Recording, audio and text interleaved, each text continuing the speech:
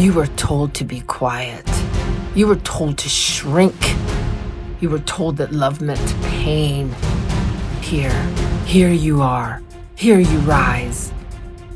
Welcome to Powerful Woman Rising from Narcissistic Abuse.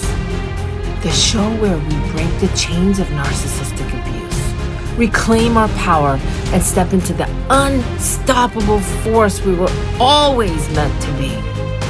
I'm Azadeh, best-selling author, narcissistic abuse educator, and coach to high achievers. Together, we'll uncover the truth, rewrite our stories, and ignite the power within.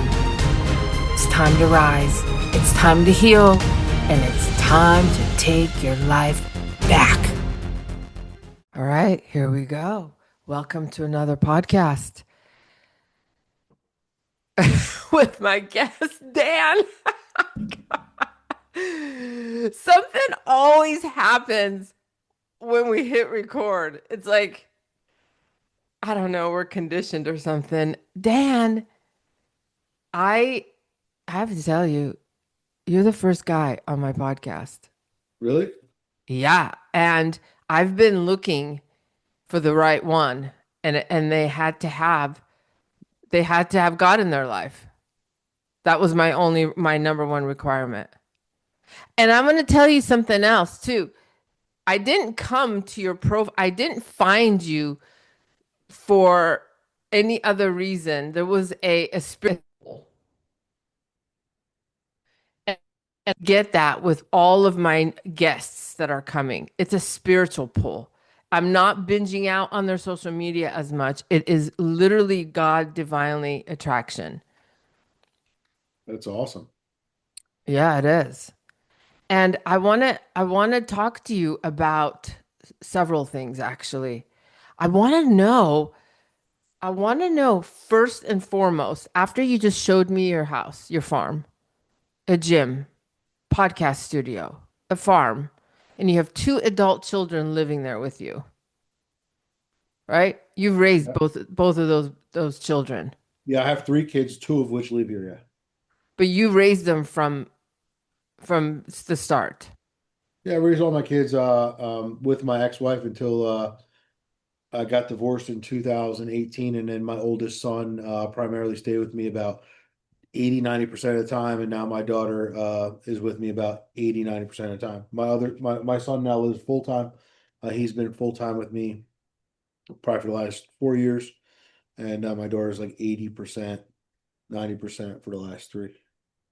How do you how do you handle entrepreneurship, handling the farm, raising kids, working out, having a podcast, all the things you do? How do you manage it? How do you do it? I'm a schedule blocker. Um, so I get things done. I'm very, very efficient with my time. And what I found is most people who want to have a successful life, Yeah. I don't know how to manage it. And they don't run on a schedule, they don't run on a planner, and then things kind of just end up where they end up. I've been super strict for many, many years. I had a coaching client earlier today, and we were talking to my media guy, and he doesn't like waking up early, and he's 18 years old. I remember when I was 17 years old, and I used to go to the gym at 4 o'clock in the morning before high school. I used to ride my bike there because I couldn't get a ride there. So I used to ride my bike to the gym at 4 o'clock in the morning and then be home for 6:30 so I could get on a bus by 7. Okay. This is wild. This is so wild right now. Hearing what you did, I have to tell you what I did. So, okay, I was a hardcore meth addict in high school. I would ride my bike 4 in the morning to the two sisters that sold the drugs, and I would put on their makeup for them, and they would give me free drugs. Every Wow. morning at 4 in the morning, I would ride my bike and do their makeup and get free drugs. But you were riding your bike to the gym to work out before school. Yeah.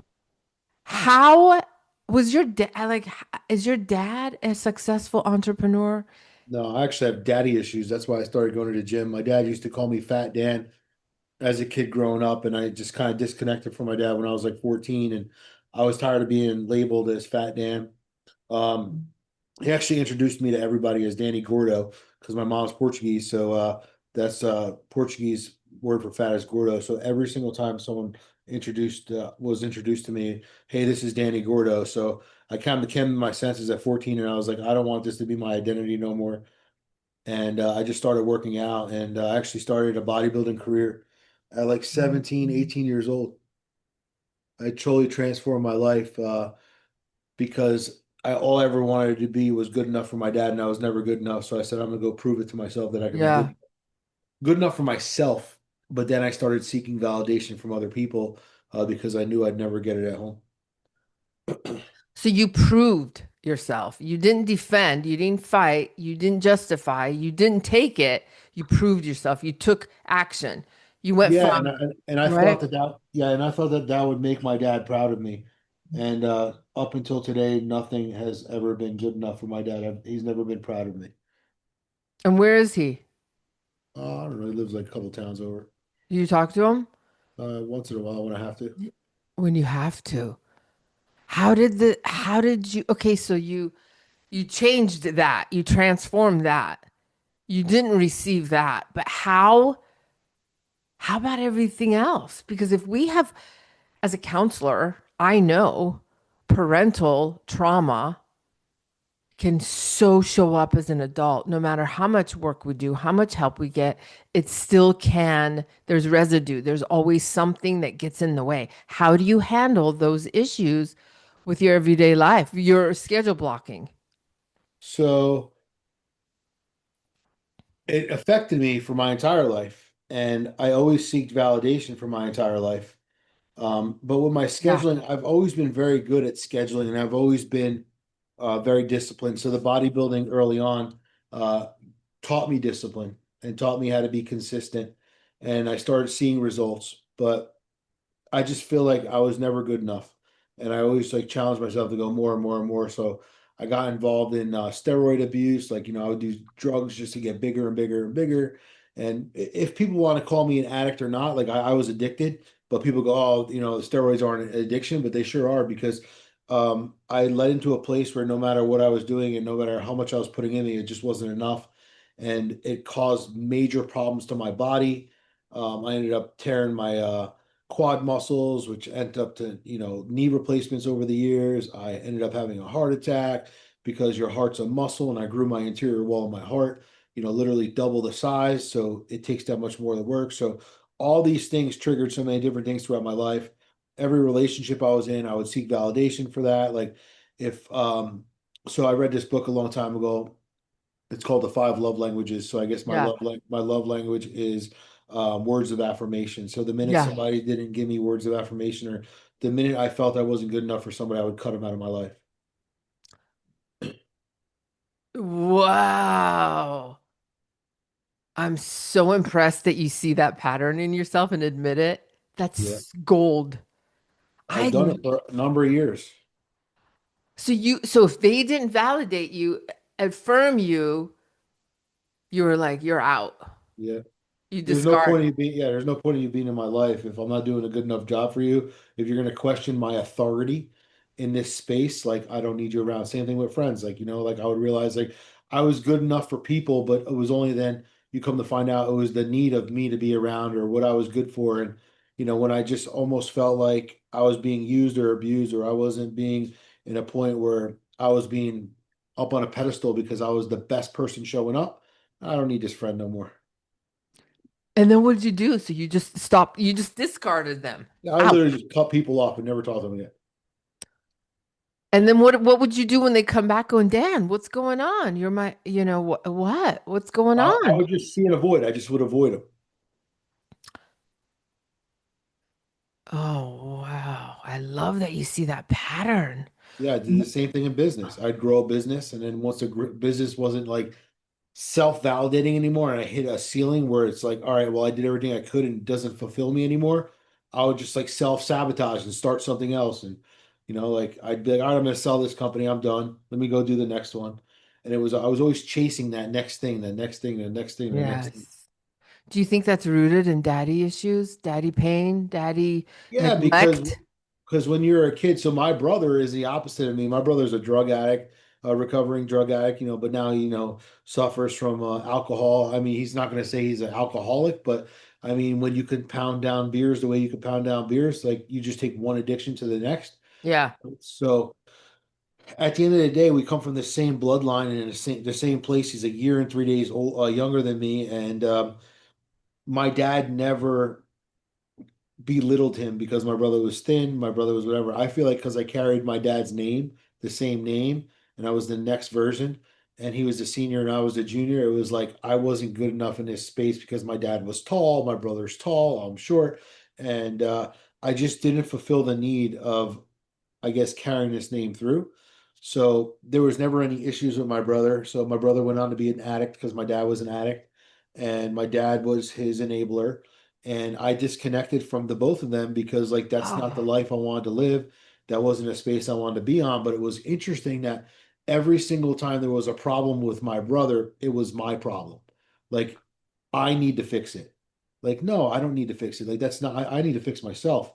And I was always brought back where it was like he worked for me for many years and I carried him on my back. And, it was never enough. And he had this entitlement issue because my dad created that in him where, like, your brother owes you the world because he's your older brother and he's giving you a job and all this kind of stuff. And, no matter how successful I was in life, every single time he had a relationship or whatever going on in his life, it was always like I was the evil one because he was working hard and couldn't fix his life, and it was my fault. you were scapegoated. Yeah, I I'm blown away at scapegoats and how they build their empire and their life. yeah. Because we're here's the deal.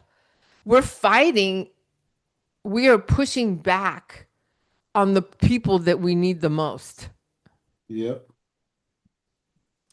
I mean, I wish I had a relationship with my brother. That's why I fight so much for my kids to have a relationship with each other because, like, I wish I had a relationship with my brother, but my relationship was always only when he needed me, the need of need. You know what I mean? Yes, I do. I do know what you mean. So Dan, like for my audience, we look at you, we think, okay, got his shit together, definitely self-accountable, working on himself, built many businesses. Because I think on our phone call, you told me that you have made 1 billion, not million, $1 billion in your business. I haven't made a billion. I've done $1 billion in business. So you've done $1 billion in business. How do you keep track of that? Do you have like a Excel sheet? How do you keep track of that? Well, I just know we're every year profits and losses in all the companies, and 3 companies were sold, so you can see how much money was generated throughout all those companies. Do you love what you do today?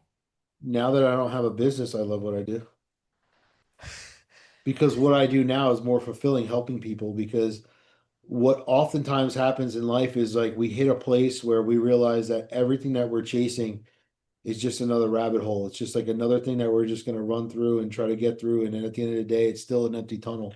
And the best thing that ever happened to me was my heart issue and realizing that I made a lot of money in my life. I've done a lot of things, but if I were to die that day and 15 years go by, what are my kids going to have a conversation about? What did I actually do? How did I actually show up? So I never truly built a legacy. All I did was chase the things I was missing as a kid. And every time I hit that marker, it's like, all right, I got to go to the next one. I got to go to the next one. So I chased something that kept me empty. And what I found was that I really knew how to build business. I really knew how to be the CEO of my life. I really know how to be the CEO of my business. And the most common problem in business is people don't know how to own a business. They let the business own them. So if I can just truly help people step outside that world of being sucked in and be on the external and build something worth living for, then I'm going to be able to do something right. Now, 15 years from today, the conversations might be a little bit different. Oh, because of your dad, this is what happened to my family. Oh, because of your dad, here's what our family has done. Oh, because of your dad, I was able to spend more time with my father or my mother. So now being able to help people and spend time with people and not allow people to self-destruct themselves like I did, um, is more fulfilling than owning a business ever was. Wow. It's always, in my experience, giving back what was given to you. I make way less money now. You do. Yeah, but I have no stress. And my only responsibility is to show up. Wow.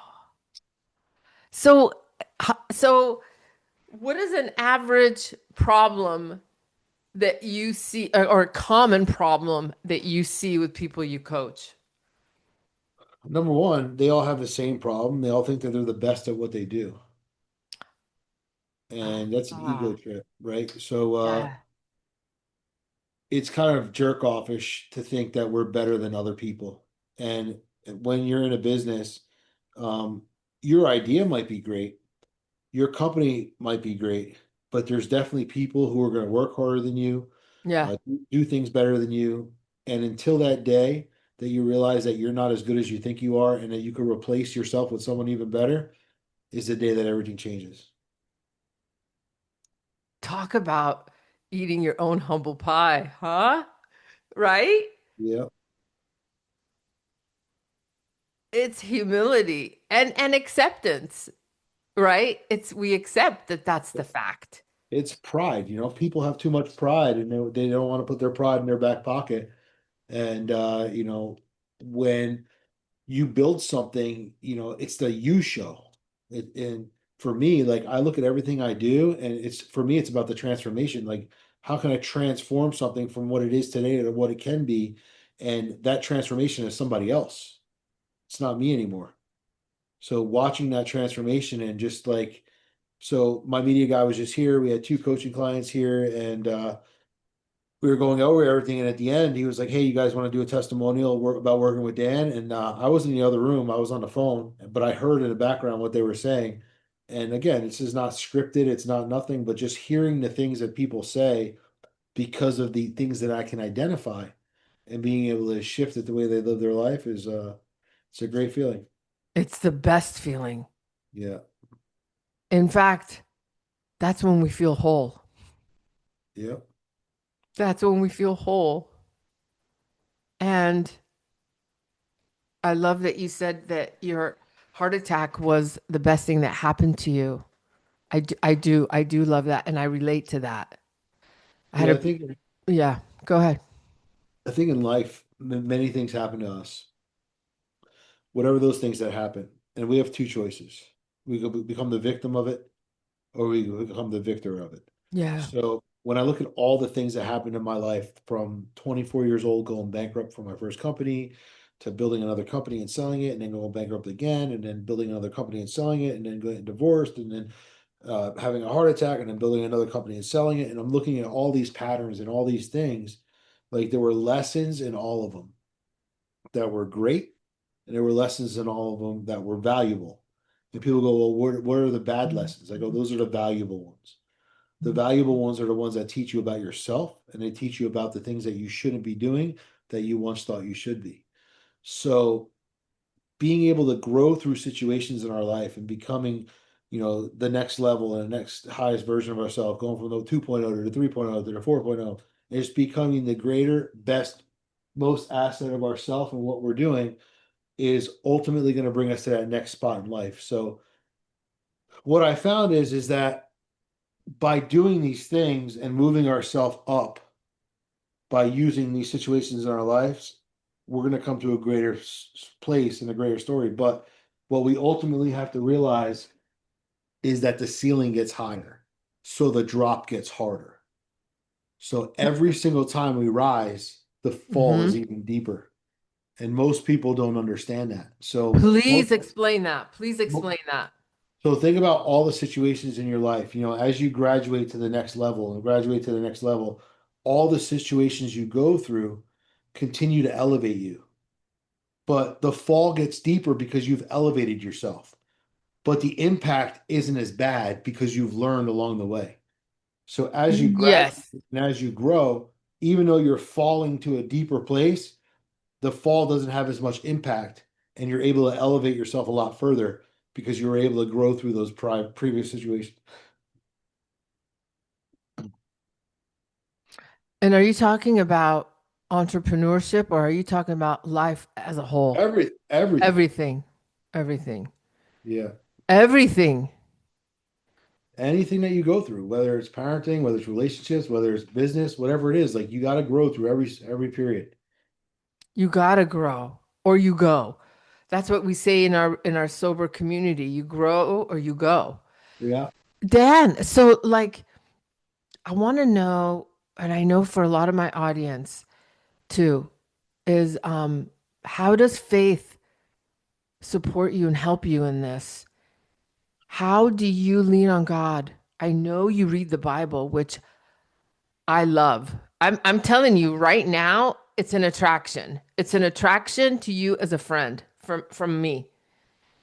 And how do you apply it? How does faith, how do you what share with us some of the moments that you call out to God because you know this is a God problem, not a human problem. In other words, like you cannot take this to your coach, mentor, or group, whatever, but you know this is a circumstance that you got to take to God.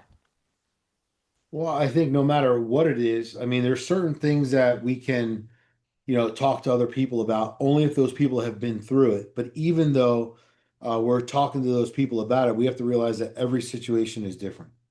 So a lot of times, we need clarity for direction. Like, what's Yeah. our next step? What's our next goal? Where are we trying to go? What are we trying to do? Yeah. And, I'm in a phase right now where like I feel stuck from a place from where I was, and there's this place I know I need to go, and I'm just looking for clarity and direction on that. And some people might be like, hey, like, you're being selfish, you're being this, you're being that. But for me, I just know that it's like messing me up, that I'm not clear on where that next path is. So this is like a zone focus right now, and I can only ask for clarity on that. Show me the direction, guide me and take me, and I'm just going to listen whenever you talk, whenever you show me, because there's been so many things in my life where I move based on assumption, based on what I assumed would be the best answer, or based on what I assumed would be the best situation, and ultimately it always backfires. So I just like last year, I was just in this place where I realized that a lot of things in my life just weren't lining up. Like, and it was just that I just kept seeing these patterns repeat everything, no matter what it was. And I knew that there had to be something greater out there for me, and there had to be something better out there, for whoever it was. But I knew that I had to transform myself.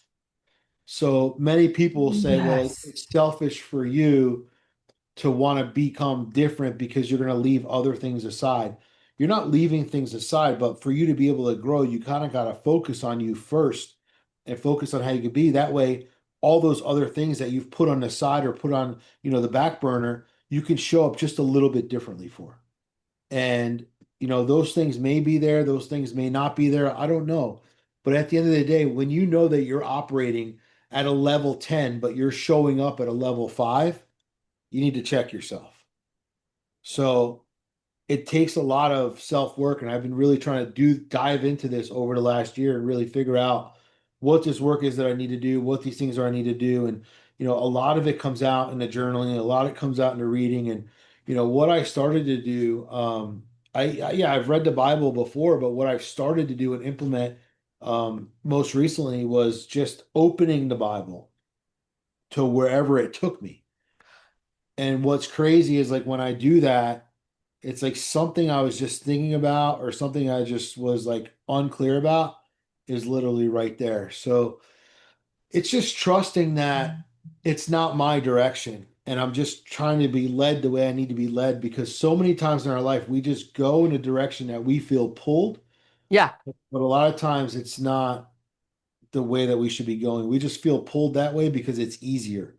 We feel pulled that way because maybe there's no work to do. We feel pulled that way because like it might satisfy us in the moment or give us that dopamine hit that we need right now. But then What about the stuff that comes after that? So I was just done at a point where I've lived my life to a point where I'm halfway through my life, whatever that looks like. And I just want the next half to be better for everybody else in my life. But for that, I need to show up differently. Love yourself accountability. To all my ladies watching this, this is what they're looking for in a man. Self accountability, not the blame game, not the dopamine hit, not the assumption. A man that is not blaming, but obedient to God. So, so you are now at a place in your life where you just want to serve you and you want to be obedient to God. That's what I'm hearing. Yeah. So I just want to show the best self, and it's not for anybody else but me first, right? And then once I show up the best for me, then I just feel like everything in life will fill itself back up. Like I could show up better for the people in my life, I could show up better for the clients in my life, I could show up better for anything and everything because now I'm actually 110% present in the way I'm supposed to be versus the way I am. And we live life just kind of like on cruise control. And for many years of my life, I've just been on cruise control. And all I would do is change the vehicle. But now I have to change the driver because it's not the Ooh, vehicle anymore. It's me. And I realize this because ooh. I lay down sometimes and I just, you just lay down and you go, how could I have been better? And I just think self-reflection comes from so many things hitting you throughout life where you just wake up one day and you go, I don't want to be like this anymore. And a lot of people think it's them. Like you're attacking them, like you're releasing from them, but it's not. It's us. And when we come accountable to who we are and how we're showing up and we know that we don't want to change it, it may feel selfish to people out there, but at the end of the day, it's very important for us to do this work and to be able to be a better person. So a good friend of mine, Kelly, like he's going through something major right now. And he's for the last, I don't know, I would say like month, he's been dealing with some crazy stuff and we've just been talking back and forth. And it's like, the one thing that we both want to be is the best version of us showing up and not for anybody else Yeah, because we've done life for everybody else. We've right. showed up for everybody else and that leaves us empty. And the person on the outside would never understand what we're going through because they don't see our feelings, they don't feel our feelings, they can't touch our feelings, neither can we. All we know is that there's a gap that we need to fill, and it's not with people. The gap that we need to fill is with us and what we're trying to reach for. And a lot of times people think it has to do with them, it has to do with a business, it has to do with a relationship, but it has nothing to do with that. Unless you go through something like this, nobody will ever understand really what's happening on the inside of you. It's like you feel like parts of you are just getting ripped out of you, and you're just like, all right, Yes. take another one out, take another one out, take another one out. Yes. And then you're battling the world, and the world is trying to pull you back in. Yeah. And that's kind of how I feel right now. Like that's everything that's going on with me right now. So I don't know. I don't look at all the things I've done in life as an accomplishment. I look at them all as lessons. And I just look back and I say, what are the things that would change? And everything that I've done up until this point in my life is like, if something would fall apart or something would happen, I would look at my self-worth and be like, well, maybe I wasn't worth it. Or maybe it wasn't supposed to be mine, or all I do is self-destruct, or look what this came down to. I have no value in my life, whatever it is. Like, so we ultimately beat ourselves up. And I'm at a point right now where it's like, I don't care about the money, I don't care about none of that stuff. Like, I just care about showing up the right way for everybody. And some people will accept it, some people won't accept it, but I just know that I can't be 100% to anything in my life until I'm 100%. I love it. Wow. Wow. It's such, it's so refreshing for me to hear you talk. I don't care about, it's about character. Character outweighs material by a long shot. It's about character building and stretching, right? Right? Yeah, because people are going to talk about you. They're not going to talk about what. right? So you Yeah. want to make sure, and there's some people, listen, I've lost companies, I've sold companies, I've done stuff, and people have looked at me as the bad guy. Yes, that's what yes. So like I'm just over that period of my life where now moving forward for the rest of my life, if people are talking about me, I want them to talk about me in a way that like, listen, he showed up. Maybe I didn't accept what he was doing or whatever because it wasn't for me or whatever, but he wasn't showing up in any other way but a good way. And that's how I want to live my life. Because it's not about, again, it's not about the house, it's not about the cars, it's not about that stuff. That's irrelevant. And I had to go through all of that stuff in my life to realize that, and realize that a title and a status don't mean anything because all it does is like deflate your character, Mm, right? mm. So if you want to build your character, it has to be outside all of those walls. It has to be when you're actually stepping out in like the supernatural, like the real world, who you are. Who you are. And so Dan, do you have a mentor, someone that you lean on for counsel? So I have a business coach and I actually have a therapist. I got to talk to him later today.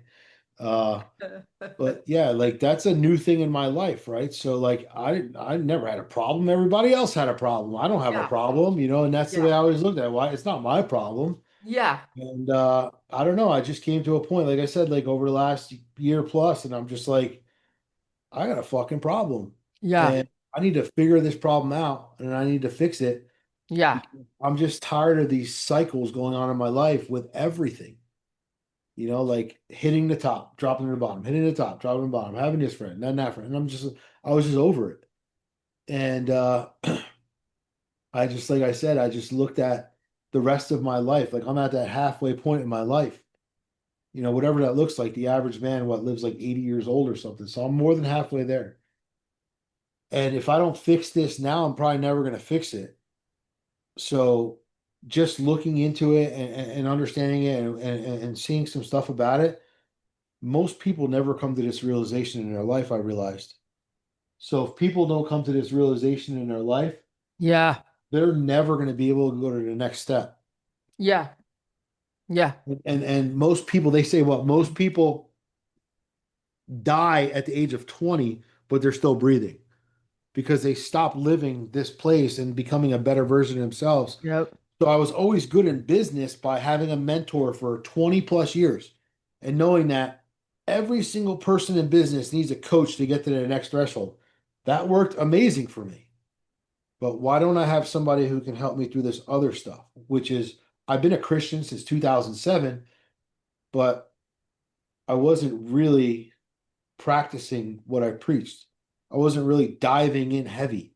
I wasn't really leaning on God. I think a lot of times we lean on God when we want, not when we need. But people will say, I need you, but they don't know what for, just for the moment.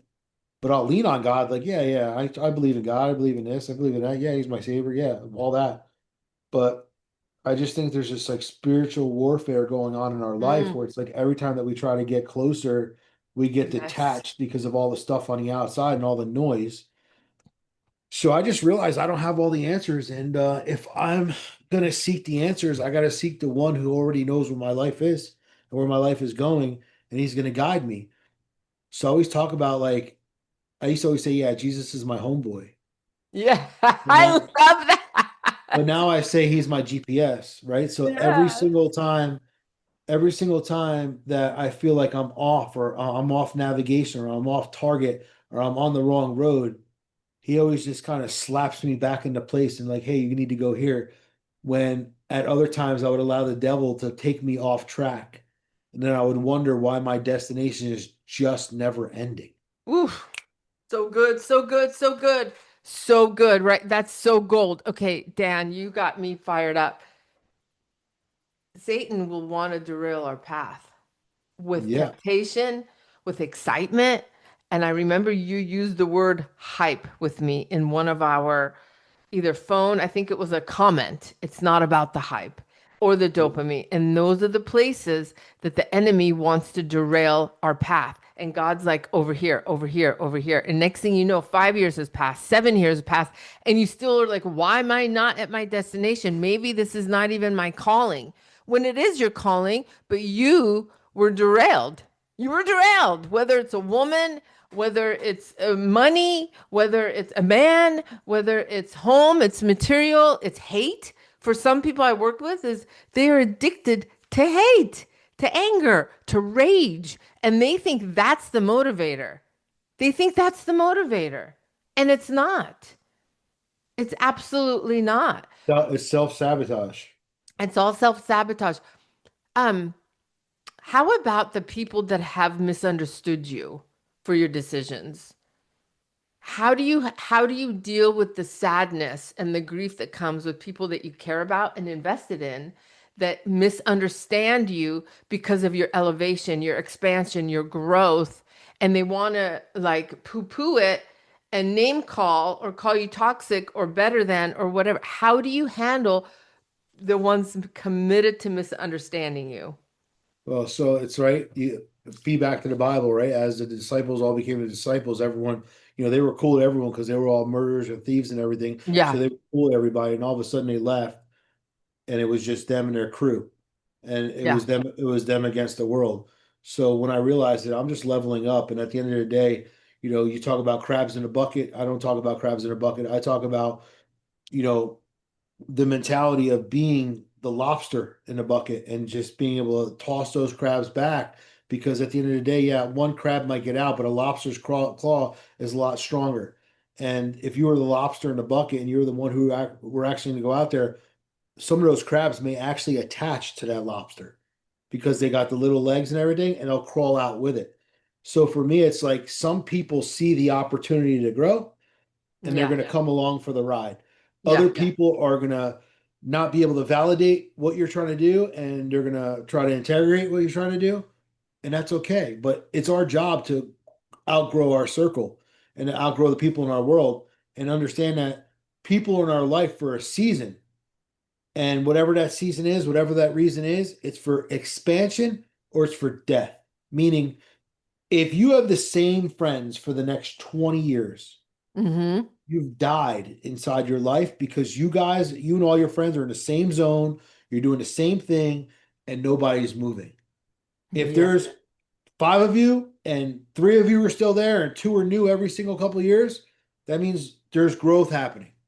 yeah. But if the same five of you are elevating for the next 20 years, that means there's no growth, there's no nothing, and all you see is inside that zone, and you've exited outside the potential of growth in your life. So it's not that we don't care about those people, but we have to now surround ourselves with people who have a common future, not a common past. Yes, And yes, yes. I that's one of love the that. hardest decisions for most people to make Yeah. is separating themselves from childhood friends, separating themselves from toxic environments, separating themselves from their family. Because at the end of the day, they say what, like misery loves company. I Yeah. say misery hates to lose company. They will fight you all day long because if they're not willing to work, they're going to point out every single thing that's wrong with you and why you shouldn't go. So ultimately, what people do is they'll take that inner circle that they have that's not willing to grow, and they'll have an idea and they'll bring that idea to that inner circle who has no clarity on their future and says, hey, here's what I'm thinking about doing. And all those people will shut it down. And now that person's like, okay, great. I knew it wasn't a good idea, so I'm not going to do it. But what do other people like myself do?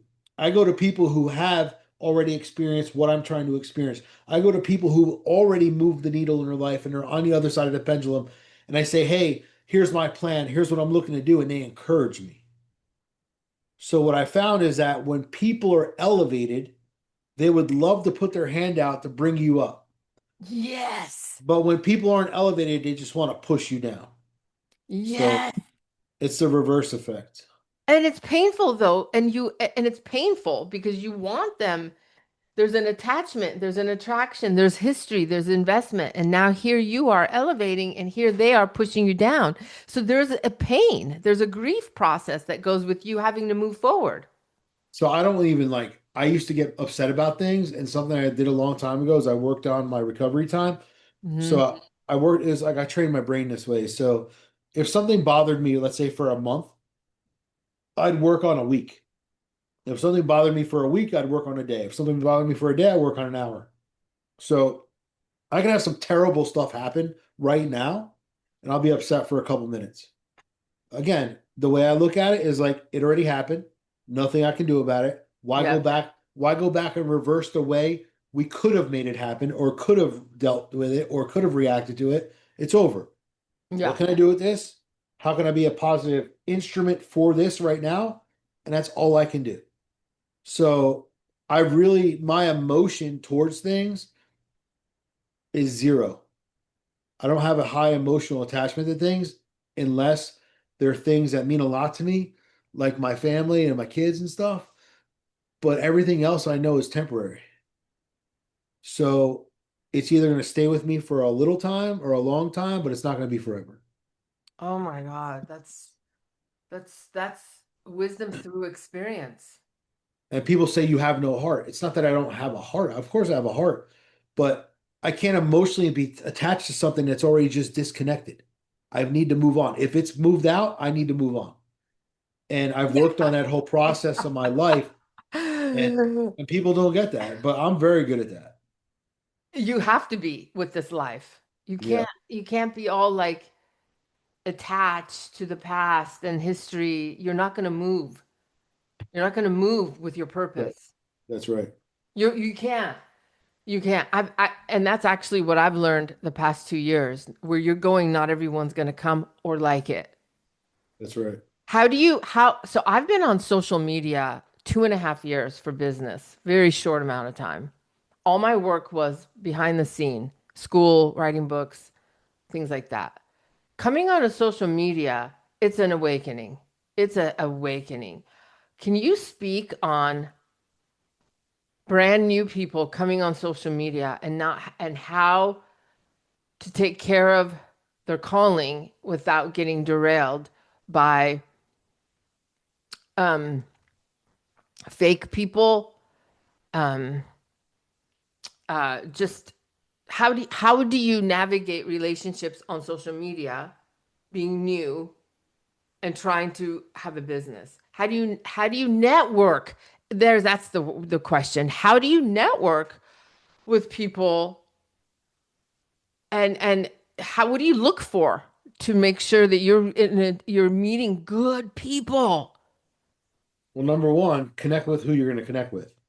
Okay. Don't connect with people who you want to be like or people who are influencing you or people whatever. Connect with people who are actually going to connect with you, number one, and you're going to be good for each other.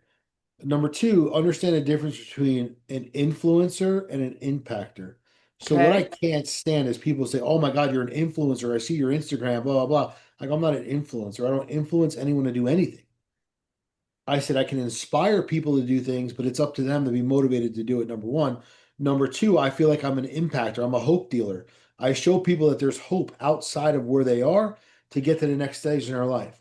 I'm not out here trying to show people this vanity life that's irrelevant to them.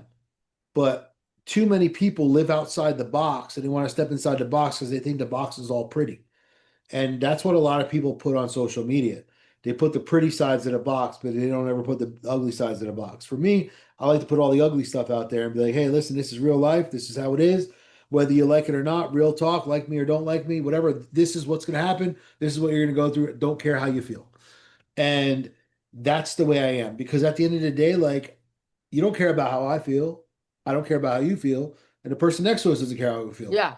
We have to Yeah. be accountable for everything in our own life and not worry about what other people think. Number one. Number two, just like celebrities, right? Like people will literally like fan die over people. Like I they love know. celebrities. Like for me, never. Like I can't even, people name movie stars and actresses and actors. I'm like, who? I have no idea. I've never paid attention. I don't care. I don't even watch TV. And outside of that, like the same thing with sports. Like I don't have any jerseys that I wear. I showed you a bunch of jerseys Yeah. downstairs before, but they were Yeah. all hanging on the wall with Yeah. signatures on them, Yeah. that I got. But none of their names are going on my back because I'm not fanning anybody on my back more than I'm fanning myself. Yeah. I don't wear people's names on my back. Like you have a grown ass man wearing some dude's name on his back. Like that's some bullshit right there. Right.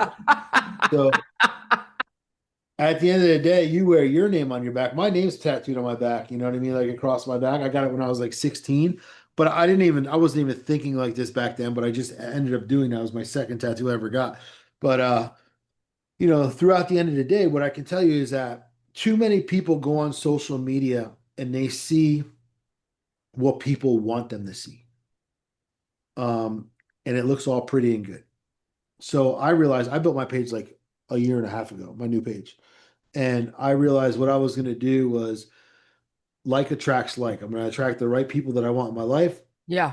and I'm going to disengage with all the people I don't want in my life. So people are like, you had an old page. Why didn't you just build your old page? Because my old page was full of my old people.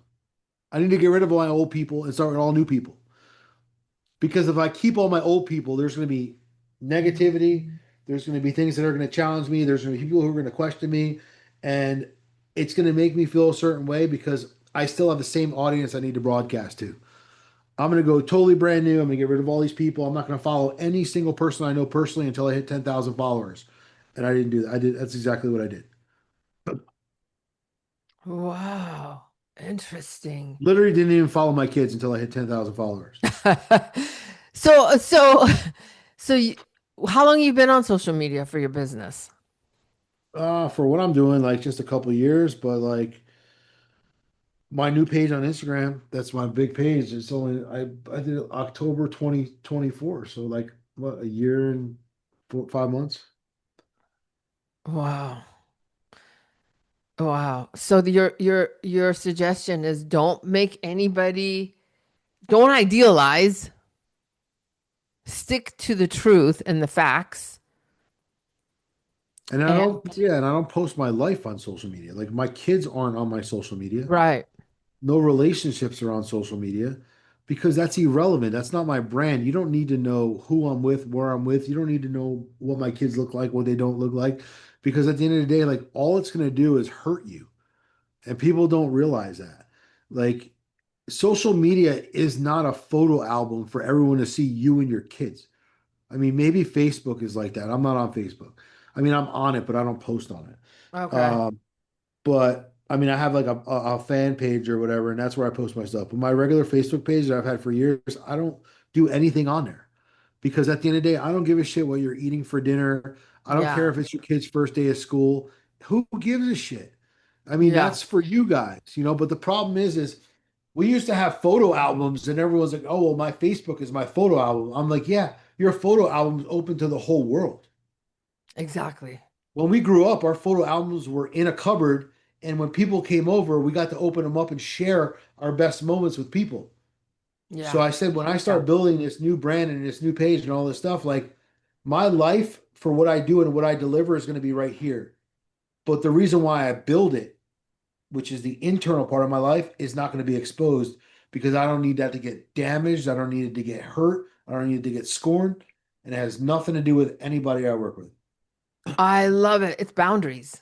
Yeah. It's protection.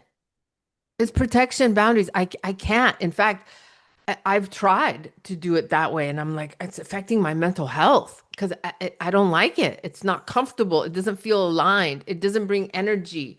No, I'm not doing it. Some things I share, but not my world. Dan, you have a lot of tattoos. Like Yeah. you're covered, right?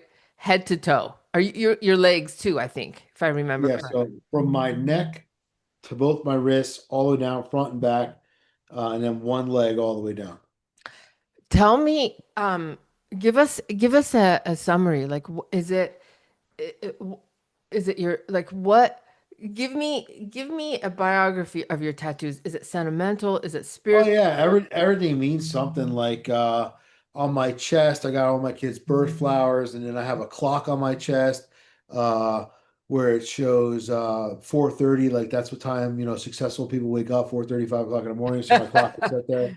It's got an hourglass above that, meaning like time will run out, so stop waiting. And then I've got my kids' names on my arms. I've got like all different things that fall back to something. On my back is like a story of my life where I got Pegasus fighting off an octopus. I'm in a ship, and the ship is in a crazy storm with black clouds above it, with a rainy storm. My last name's in the storm. I got above a top, Wow. so it says like the earth below me, sky above me, fire within me. So I'm basically battling through this storm. This you can see all the detail in this wooden boat, and it's battling through the storm, and the sea serpent and the octopus are trying to take it out and figure this whole thing out. And Pegasus is like literally killing everything off, trying to, guide my way. And that's my back. So then my stomach, I've got a rhinoceros on my stomach, like coming out of my stomach. And so when you talk to people, they go like, "What would you want to be?" Everyone says, "I want to be a lion." But truthfully, a rhinoceros is the most feared animal out there. It's got the most grit. It's the most resilient. It's the quietest. A lion will seek its prey and get what it wants to do, but nothing can outdo a rhino. The agility, the speed, and everything that the rhino stands for. And so I have a rhinoceros basically coming out of my chest, out of my stomach, and on the bottom of that, it just says grit across the bottom of my stomach. And Wow. then on my leg, I got like a roulette wheel with all my kids' birthdays on there, and it says all hustle, no luck. And then just a bunch of stuff like about my kids and stuff, down there. Just basically people are like, oh, you have a roulette wheel, so you gamble. I go, no, I gamble my life for my kids. Like, you know what I mean? Like they're the reason. They're the numbers I play. Basically, I show up every day for them, and that's the number I pay. That's why it says all hustle, no luck. Like no one's lucky here. And just different stuff. Me and my one son have a matching tattoo on our one calf. So yeah, everything has a meaning, has a story. I got some scripture on me You on do? my What scripture? on What's my left side, all the way scrolled down my ribs. I have Jeremiah 29:11. On my right chest, left chest, right chest. On my right chest, I have Daniel 12:3. So I have a couple other ones too. wow. I love it. And do you have room on your body to have more tattoos, or are you Yeah, one leg left. are you planning on filling it? Not right now, maybe. Maybe. Yeah. What are you working on right now? I got some events coming up. Yeah. Got some coaching clients, Yeah. and that's it. I'm just getting after, serving and I love it. doing the best I can. Thank you so much for being here today. Thank you for your time. I appreciate you big time. Likewise, And I will share this in a few weeks and it'll be on YouTube, podcast everywhere. So thank you so much, Dan. You're amazing. I appreciate you. I appreciate you too.